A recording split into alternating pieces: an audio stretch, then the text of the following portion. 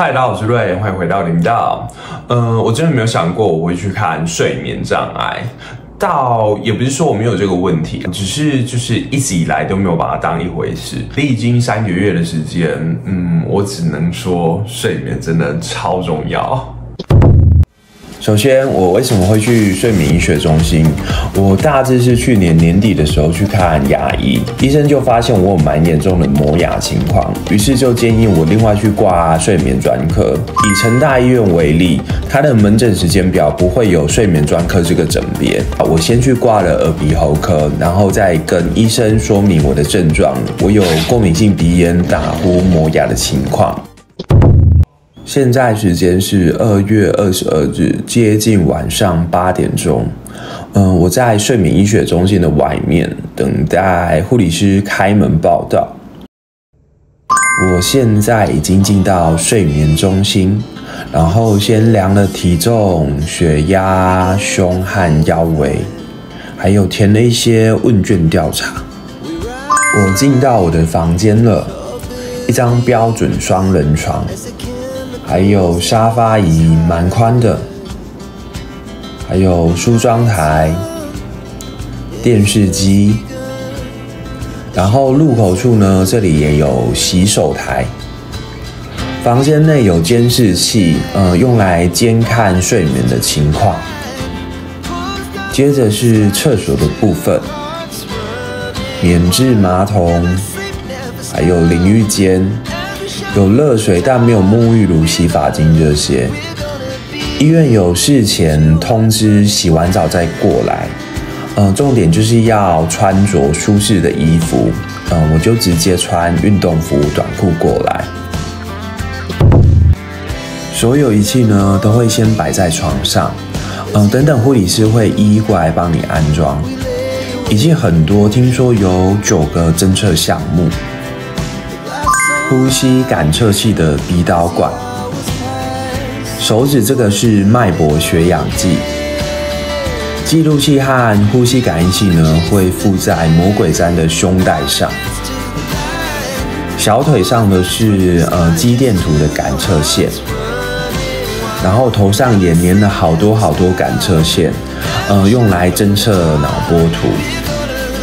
整个侦测有9个项目：脑波图、眼动图、肌电图、心电图、呼吸气流感应记录、胸腹振动感应记录、鼾声记录、血氧记录、睡眠体位。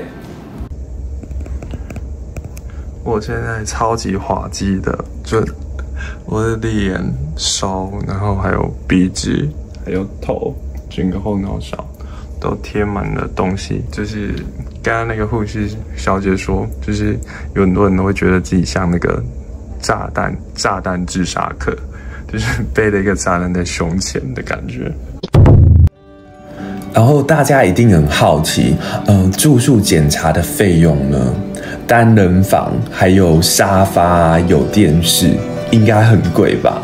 没有，它是健保给付的，所以我并不需要再支付任何费用。不过护理师说，是可以自费给付的。听说有其他县市的来成大看，因为不想要等待健保房，所以就自费。大概费用是8000左右。等等会在10点睡觉，手机都要关机，所以等等也无法录影。护理师呢会请你躺在床上，然后他们会负责来关灯。这时候呢会改用广播，做一些肌肉放松的动作。大家晚安，明天见。嗨，大家早安，我是瑞。其实现在已经早上6点快7点了。我昨天睡得很差。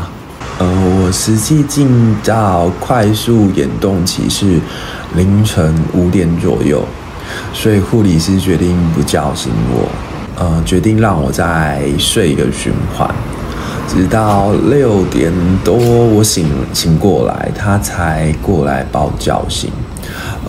真的很糗，可能真的身上仪器很多啊，就变得不是很好入睡。接下来我会等3月中旬回诊看报告。今天是3月11日星期一，我要回医院看我的睡眠报告。在医生初步的检查后，然后我也才知道我的人生右鼻几乎是不通的。可能因为发育啊，或小时候受到挤压，或是碰撞等等，都可能会造成鼻中隔弯曲。总之，我就是靠左边鼻子呼吸的人。我的睡眠效率呢，只有49.9%，正常应该是要85%以上才会有比较准确的数字。医生跟我讨论之后呢，我们决定找一天我把仪器借回家里。现在是3月13日晚上11点半左右，我跟护理师约了来拿检测仪器。好了，护理师已经帮我把基本的仪器都固定在胸前，很鼓，很像怀孕，不过胎位有点高就是了。剩下的感测线呢，我会回家再佩戴。快速回家，我现在胸前很鼓，看起来真的很怪异耶。总之，希望这次可以好好的入睡。各位，那我要准备睡觉了，所以我先要佩戴好仪器。这边有一个手指的，就是验血氧的。我应该先戴鼻子才对。这边都是扣着式的，所以其实还蛮方便的，也不是方便啦，就是比较好拆卸这样。这个就是在验，就是测试你有没有呼吸中止啊，你呼吸的情况这样。然后这一头是要接这台机器的，刚刚护理师已经帮我把那个机器打开了，所以我只要把管子接上就好了。看我教，就是透明的管子呢，就是接这个透明的接管，然后把它旋进去就可以了。这样子就是应该就紧了吧？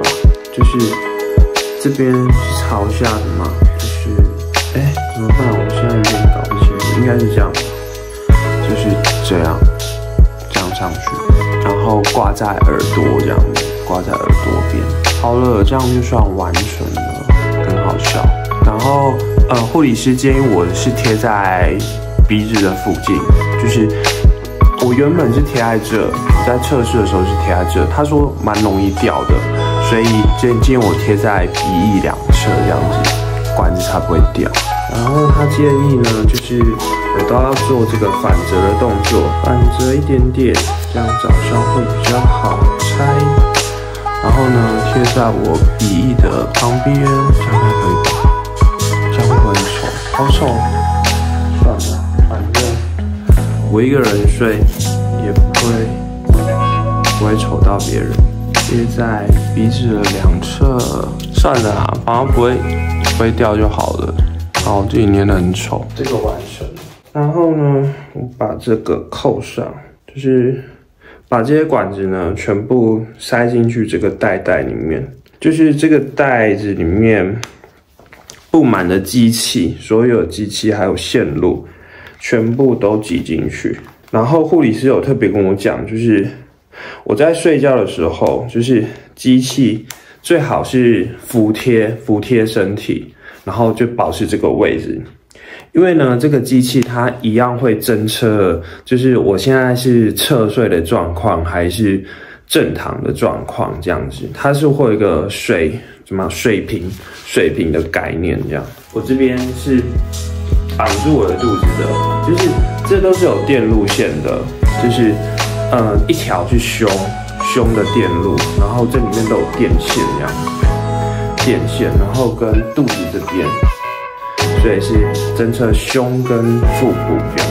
这两条线的线路都已经插上去了，就是一个是黄色的线，一个是蓝色的线，然后都插进去了。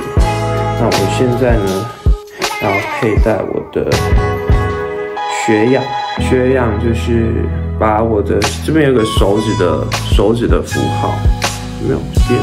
看得到吗？有点不知道光线能不能拍到。这边就是任意一个手指，但拇指可能有点太粗，就是我用无名指好了。护理师跟我说稍微让它超过。然后呢，里面要有红色的光，维持红色的光线，有没有看得到吗？实这样代表是有侦测到的。好，然后呢，他建议我这边还是把它都固定，因为如果没有固定的话，可能我睡到早上，可能就会被我弄掉这样子。好像我有点贴错，应该是它是从手这边切，不会弄掉就好了。然后这台机器呢，在这边就是护理师已经帮我打开的，所以一直会记录到早上。然后这边有一个圆盘，就是看得到吗？其实我看不到我镜头到底看不看得到。这有一个圆盘，如果它有在动的话，代表一直有在记录它。就是我的胸跟腹部都在闪动，然后手指血氧的部分有时候会闪，有时候不会闪。还有我的鼻子呼吸，就是1、2、3、4，总共4个地方在侦测这样子。好了，现在大概是凌晨1点多左右，然后我现在要准备入睡了，就是装备都佩戴好了，希望今天可以一夜好眠到早上，大家晚安。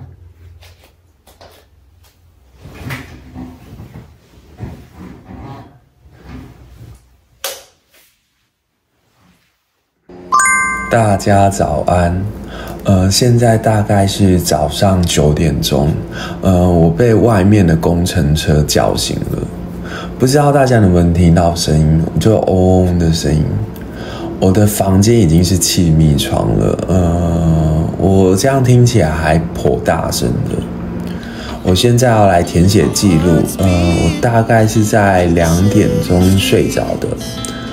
然后醒来是早上9点钟，睡眠品质还可以，大概7分吧。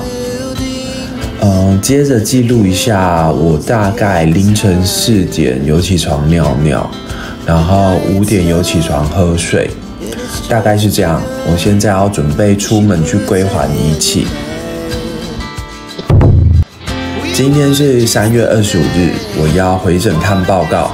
希望报告可以顺利产出。我拿到我的报告书了，我的血氧还不错，有90%。不过打呼有比较夸张一点，每小时是打呼437次。医生说呢，普通打呼的频率1小时是50次左右。我是437次。然后磨牙的部分呢，我会回到牙医诊所制作咬合板来解决我磨牙的问题。如果我想解决打呼的问题呢，可以做软腭冷处气化手术。这个手术呢需要自费，手术用到的气化棒呢是医疗耗材，费用大概是2万元左右。然后是微创手术，几乎没有裸露的伤口。不过医生说呢，需要等待3个月后，打呼的情况才会受到改善。大概是这个样子。影片所提到的医学卫教知识仅供参考，如有不适或疾病症状，一定要寻求专科医师的诊治，才能获得最佳的治疗效果哦。